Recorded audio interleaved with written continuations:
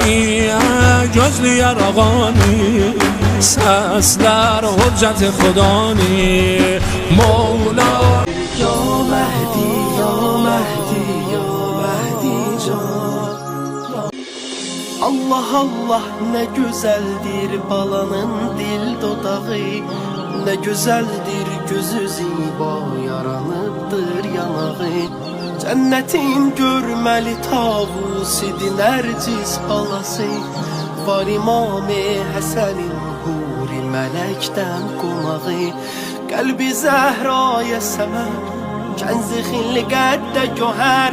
Nərcisin oğludur bu bir tükü dünyaya dəyər. Şəhi ərz o səmadır, hamı xəlqə ağadır. Bu Zəhranın əzizi bizim dərdə dəvadır. Ya Məhdi, ya Məhdi, ya Məhdi can. Hər səhər, hər axşam səni çağıran aşiqlərin Allahdan huzurunu deyil, zuhurunu tələb edirlər. Sən bizim içimizdəsən. Çünki sən imamımızsan.